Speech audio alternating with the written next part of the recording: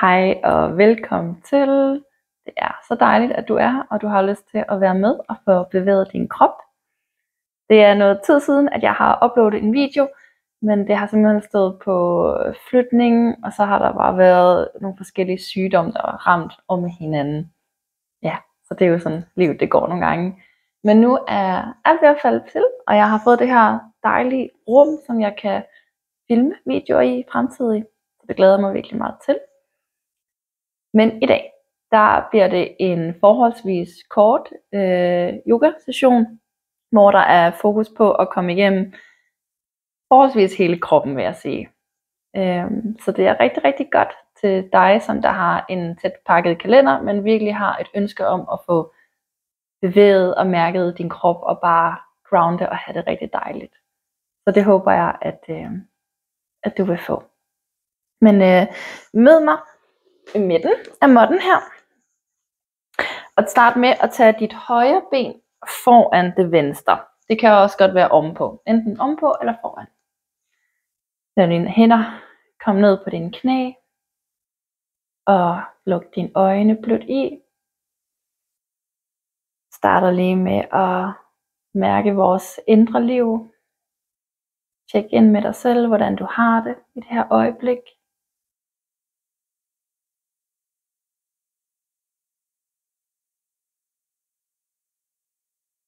Mærk til, om du falder sammen med ryggen, og du eventuelt skal rette den lidt mere op, så energien den kan flyde frit.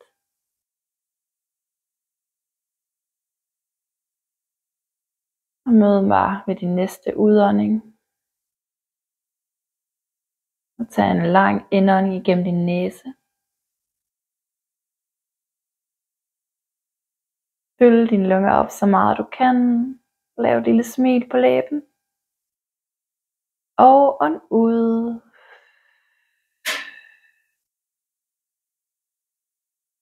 Gør vi 2 gange mere. Træk så meget vejr, luft ind du kan.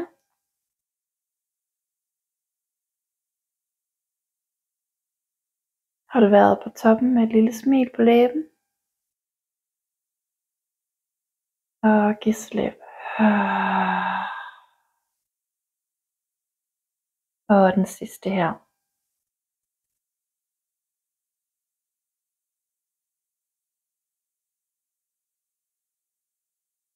Og ånd ud. Bag skuldrene og armene. Og der synke mere ind i dig selv. Og her der kan du blive ved med at have lukket dine øjne. Og ligesom lade hovedet tippe mod højre. Og begynde at lade hagen falde ned mod brystet. Til den venstre side. Åbner halsen op. Så du laver de her cirkler her med din nakke, dit hoved. Se om du kan forbinde dine bevægelser med din vejrtrækning. Så du ligesom finder en rytme. Og begynder at gøre bevægelserne større. Begynder at bruge overkroppen også. Og mere til siden og frem. Bare eksperimentere. Gør det intuitivt. Og ligesom brug din vejrtrækning, så indånding et sted. Udånding et andet. 2 vejrtrækninger mere.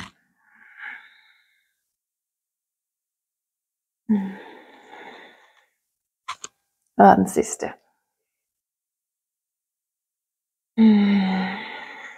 Og center dig selv i midten igen. Ret ryggen op. Indånding, løft armene over hovedet. Kig op. Udånding, lad armene falde foran dig. Og begynd at gå så langt som det tillader det. Lad dig være grounded godt ned i måtten her. Så meget du kan. Så hellere komme op på hænderne. Hvis det er muligt, kom ned med underarmene. Hvis du er derinde dybere, kom længere ned. Gør dig blød i maven. Du må gerne have lukket øjne. En vejrtrækning mere.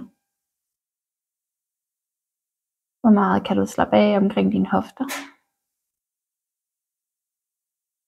Blink øjnene åbne, begynder at komme langsomt op igen. Og her der kan du begynde at strække det ene ben op, strække det andet ben op, tage armene ud her for mere balance.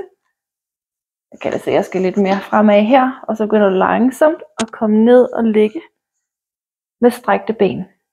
Og her der bøjer vi det venstre knæ og sætter højre albue til. Og det så strækker vi og bøjer det højre ben og venstre albue til. Og det gør vi 8 gange mere. 1, 2, 3, 4, 5, 6, 7, 8. Og her der bøjer du benene og rokker dig op til sidene igen. Og den her gang her, så er det det venstre ben, som er fremme eller på toppen, afhængig af hvad du gjorde med det andet. Hænderne på knæet, ruller skuldrene tilbage, retter ryggen op. Velkommen til at lukke øjnene igen. Og den her gang, der lader du dit hoved falde mod venstre side. Begynder at lave de her cirkler igen, hvor hagen falder ned mod brystet. Til højre side. Bagud og åbner halsen op. Og lige køre 2 cirkler mere her med fokus på nakken. Slap af skuldrene. Forbundet med din vejrtrækning. Ikke fordi den behøver at være på nogen bestemt måde. Det er bare din forbundethed. Din bevidsthed omkring den. Og her der begynder du at lade dine cirkler vokse.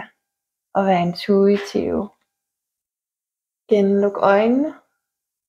Anbefaler til virkelig at tune ind på dig selv. Mærk hvordan din krop den har det. Hvad har den i brug for? Er bevægelserne store eller mindre? 2 åndedrag mere.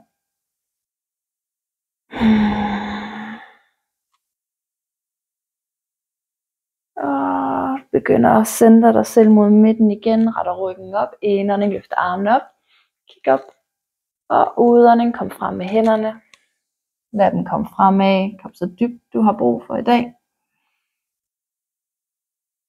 Gør der blød i maven. Slap af i hovedet. Kæben.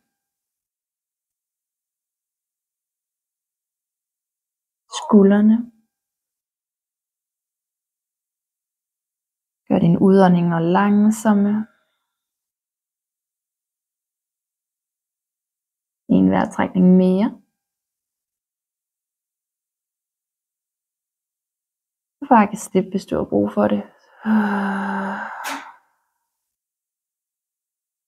Indånding kommer langsomt op igen. Begynder at strække benene ligesom før. Langsomt kom ned her. Og her der strækker du benene ud, armene ud til siden. Sørg for at din lænd, din nederdel af ryggen, har kontakt med måtten. Så hvis det er svært at ligesom have den, så kom længere op med benene. Armene ud til siden, eller for mere udfordring over hovedet. Holder den i 5, 4, 3, 2, 1. Og kom ind og bøj knæene, tag armene rundt om skinnebenene. Lige rock her lidt fra side til side. En lille smule core her også. Okay. Fødderne kommer ned i måtten. Knæene peger op mod loftet, og armene er langs din krop. Inden at vi lige går videre, så vil jeg gerne præsentere det, der hedder Mula Bandha for dig. Man kan også kalde det rodlås på dansk. Og det er simpelthen en speciel sådan form for sådan tip, vi laver her med vores hofter. Så vi ligesom låser det her område her. Så hvis du starter med at tænke på, at du ligesom svejer i din ryg, jeg ved ikke om man kan se det, men sådan at der kommer luft her ved din nederdel af ryggen. Og så tænker du, at nu vil du gerne presse din nederdel af ryggen ned i måtten. Og når du gør det, så mærker du samtidig, hvordan det ligesom dit haleben, det løfter sig op, og du får sådan en spænding i maven. Når du har den, det er din rodlås. Og den vil vi gerne have fokus på og bevidsthed på så meget som muligt i yoga. Vi bruger den rigtig meget. Vi bruger den rigtig meget, når vi skal lave rygøvelser, både i forhold til fleksibilitet, men også når vi gerne vil forebygge rygsmerter i vores yoga-praksis. Så mulabandha, den er virkelig, virkelig vigtig.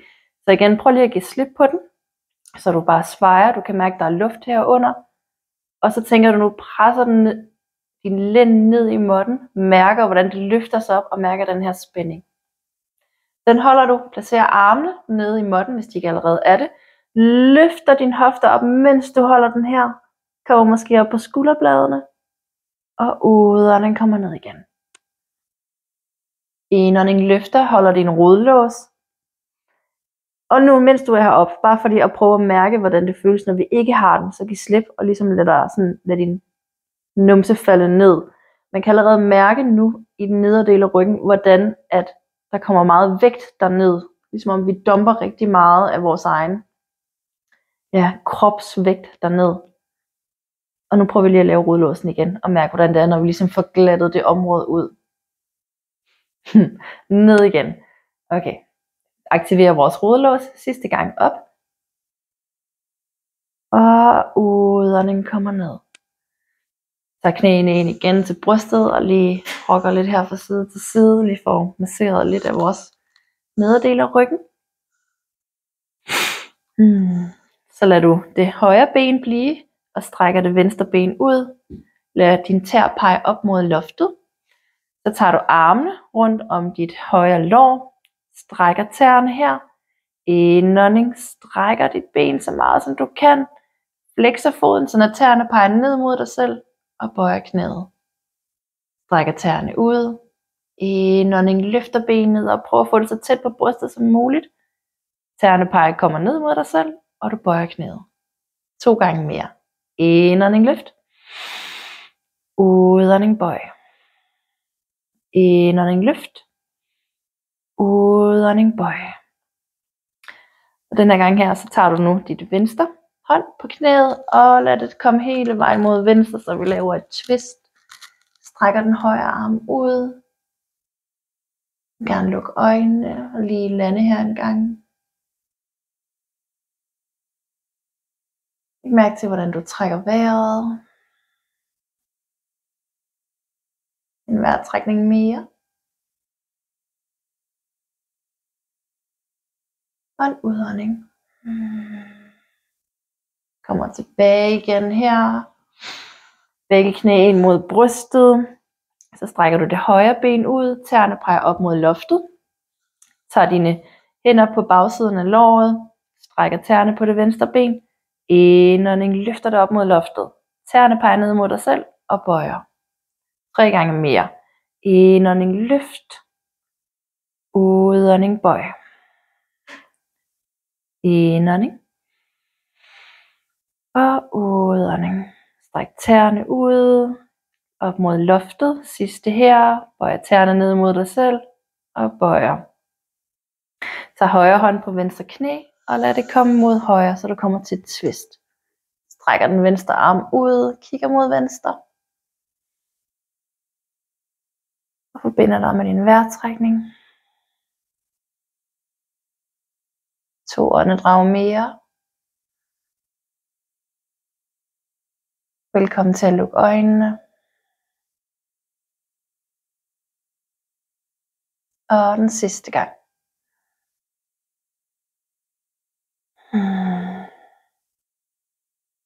Indånding kommer tilbage igen. Den her gang her, der tager du rundt om begge dine lår og begynder at rokke frem og tilbage. Hagen den er tukket ind mod brystet. Se om du kan komme op og sidde. Og hvis det er muligt, se om du kan komme frem med overkroppen og lande i malasana. Eller yogi squat, naturstilling. Og det kan være, at din hæle er meget løftet, og det kan være, at du har hænderne foran. Det er helt okay. Du kan gøre det sådan lidt intuitivt her.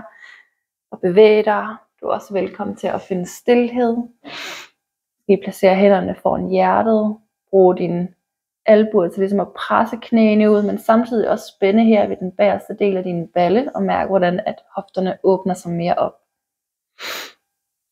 Så fletter du fingre her, og begynder at lave cirkler med din håndled. Varmer dem op her. modsatte retning. Finder stilhed i dine hænder igen. Så hedder det, du vender din håndflade ud mod rummet, strækker armene, indånding, strækker benene, løfter op, måske kommer lidt tilbage med armene. Udånding, kommer tilbage til din malasana. Flytter fingre igen den her gang her, så strækker du armene mod højre, kommer op og stå, presser hoften frem, og strækker din arme mod højre. Udånding, kommer ned. Samme til venstre, så strækker armene, presser dem mod venstre, presser hoften frem, og udånding, kommer ned. Indånding, kommer lige op igen. En lille backbend, tænk på din rodlås her. Giv slip med hænderne, fletter fingre bag ryggen. Strækker armene, presser skulderbladene sammen. Indånding her. Udånding, falder forover. Slapper af dit hoved, din nakke, lad armene og skuldrene åbne op her.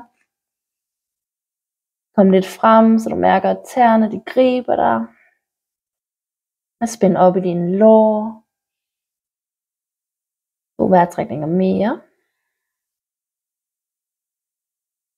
Kom frem med dine tæer.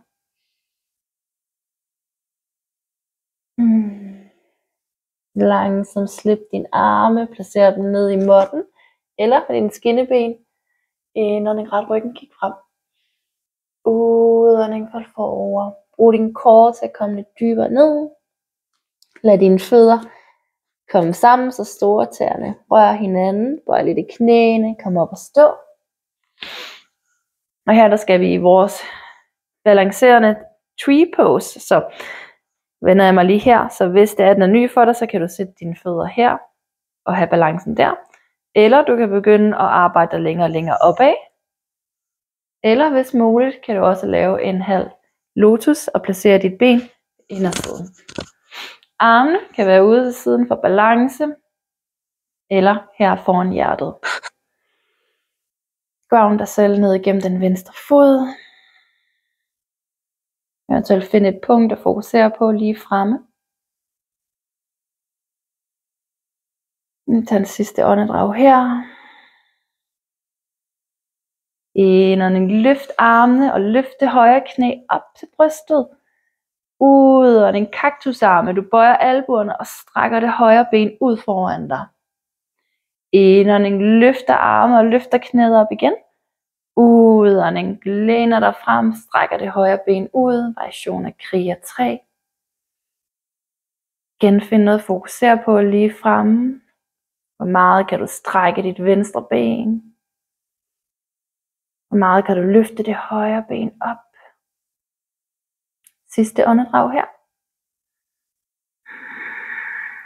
Udånding, bøj det venstre ben og placer det højre ben bag ved dig. Indånding, løft armen op. Udånding, spind rundt på den bagerste fod og bøj det venstre knæ, armene ud til siden. Kriger 2, tænk på din rodlås igen, aktiver den. Tænk at sprede armene ud så meget til siden som muligt, kig frem. Indånding her. Udånding, kan du komme lidt dybere ned her. Tænk på din rodlås igen, den lille aktivering i maven, du kan mærke.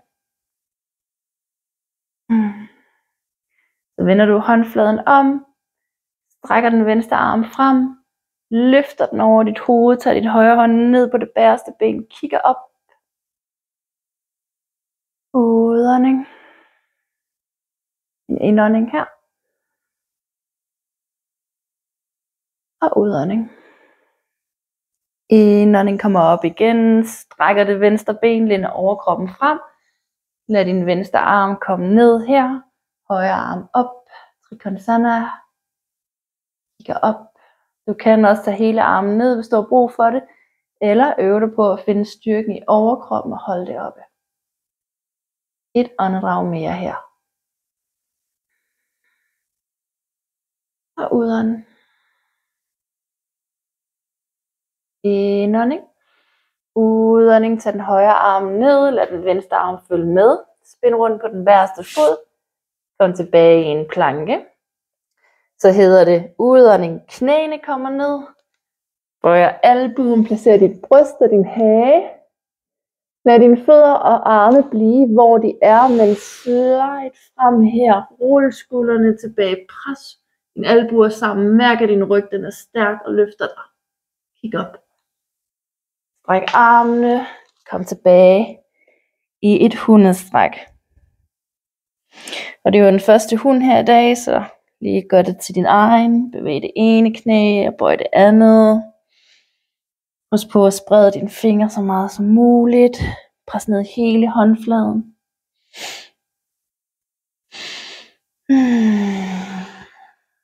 Indånding, kig frem. Udånding, enten gå eller hop frem. Og land med benene ud til siden i Malasana. Den her gang her, så tager vi den modsatte tommelfinger øverst. Så det er sådan, der normalt føles lidt mærkeligt. Og begynder at lave cirkler rundt her. Og cirkler den modsatte vej.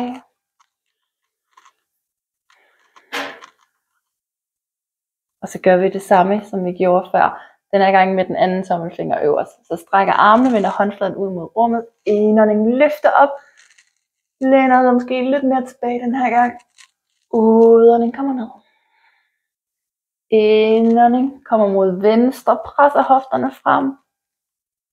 Udånding ned. Indånding til højre. Og udånding ned. Smukt. Sidste gang. Indånding, løfter op. Og stræk armene tilbage over ørerne. Tænk på din rodlås samtidig. Og retter dig op. Giver slip med armene. Flytter fingre bag på ryggen. Stadigvæk den anden tommelfinger øverst. Indånding, strækker armene. Og udånding, læner dig frem. Og ligesom der gravity gør sit arbejde. Hvor meget kan du slappe af? Hvor meget kan du overgive dig til det? Kan du læne dig frem med dine fødder? Mærke, at du har stærke ben, der holder dig. Nu på næste udånding, så slipper du armene langsomt. Tager dem foran måtten eller på skinnebenene. Indånding, retter ryggen, kigger frem. Udånding, kommer lidt dybere. Brug din core til at komme lidt dybere. Og lad dine fødder mødes igen ved midten. Bøj knæene, kommer op til stående. Og en udånding lige lander. Finder din variation af tree pose. Og vi skal balancere. Armen ud til siden, hvis du har brug for det. Eller mød mig med hænderne foran hjertet. Find noget at fokusere på lige fremme. Find din ro. Find noget grounding ned igennem det højre ben. Sammen med din vejrtrækning. Smukt. Indånding, løfter det venstre knæ op, løfter armene over hovedet. Udånding, kaktusarme, strækker samtidig det venstre ben fremme. Indånding, løfter op og bøjer knæet. Udånding, begynder at læne overkroppen frem, strækker det venstre ben ud, armene langs siden. Igen, find noget at fokusere på. Mærk, hvordan dit højre ben har dig. Forbundet er du med din vejrtrækning.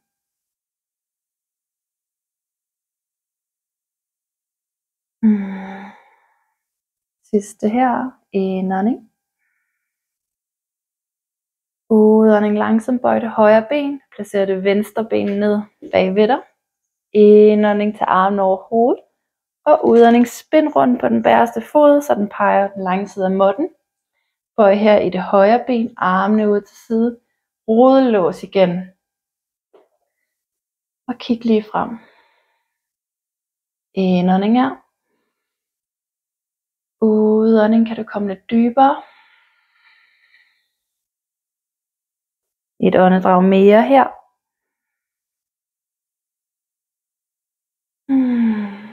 Vend håndfladen opad. Læner lidt frem og lad den højre arm komme op mod loftet. Venstre arm griber fast på det bagerste ben. Og du lander her igen. Forbinder dig med din vejrtrækning. Sidste her. Og udånd. Indånding, kommer tilbage igen, strækker det højre ben, læner overkroppen frem, højre arm ned, venstre arm op, kig op.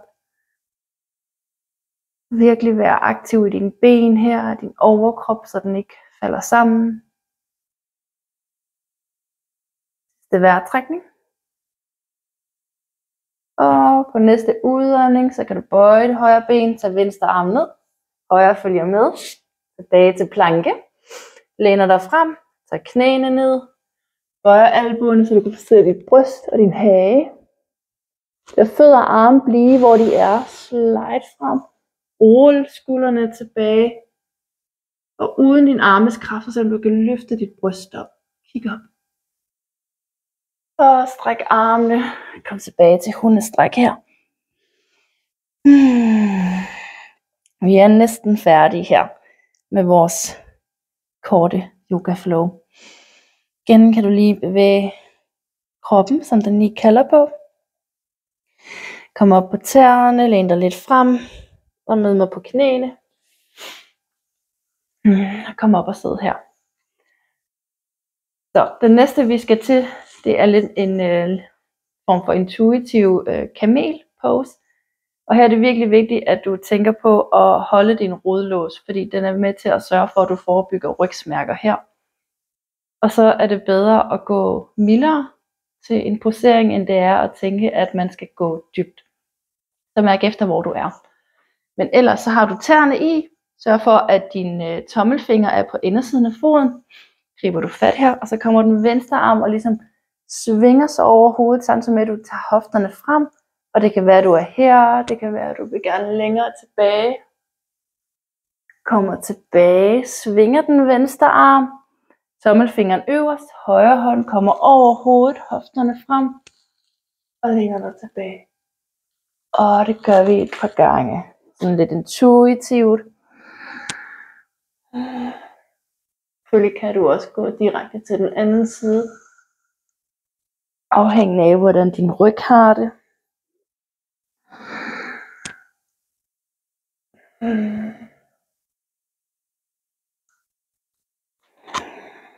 En gang mere.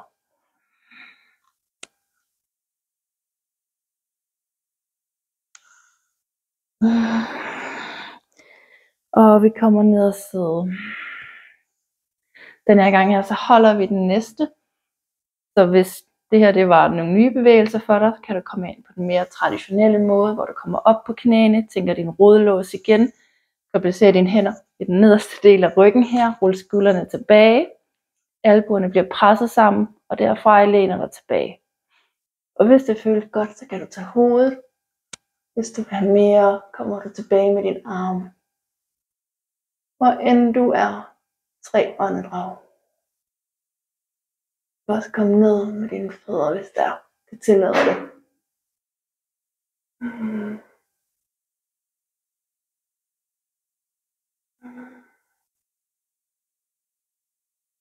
Og kommer ud, kan du tage hænderne i lænden. Langsomt kom tilbage, hvor du startede. Kom ned og sidde. Håndfladen vender opad, du lukker øjnene. Og mærker.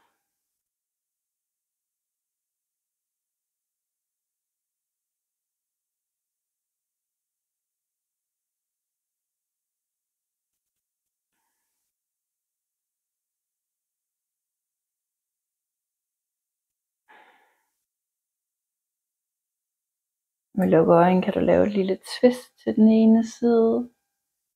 Ikke noget vildt. Twist til den anden side.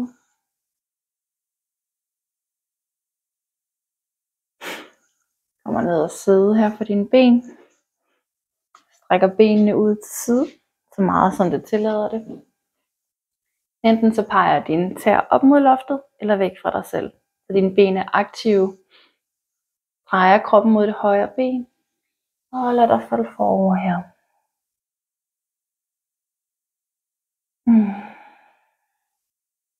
2 åndedrag mere.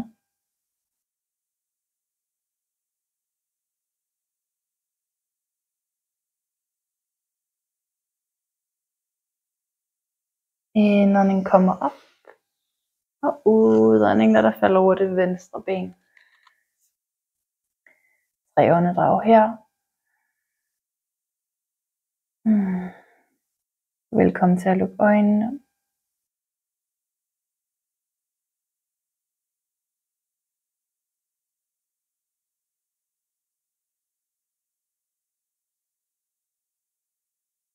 Indånding kommer op. Og udånding begynder at komme frem mod midten her. Igen husk på, at dine ben er aktive.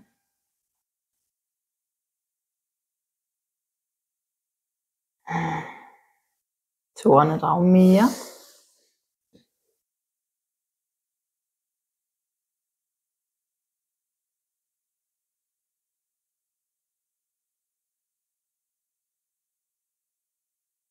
Indånding kommer langsomt op. Læner dig lidt tilbage. Du kan hjælpe dine ben sammen her. Hænderne bag ved dig. Det ene knæ kommer ind mod midten. Det andet knæ mod midten. Lav et lille smil på læben. Og begynder at komme ned og ligge til vores allersidste Shavasana. Fødderne ud til siden. Håndfladen vender opad. Øjnene er lukket. Jeg takker dig for at have mødt op. Og inviterer dig til at takke dig selv for at have gjort det her i en travl hverdag. Nu vil jeg lade dig nyde din Shavasana i stilhed, og lade dig komme ud af den, når du føler det er tid.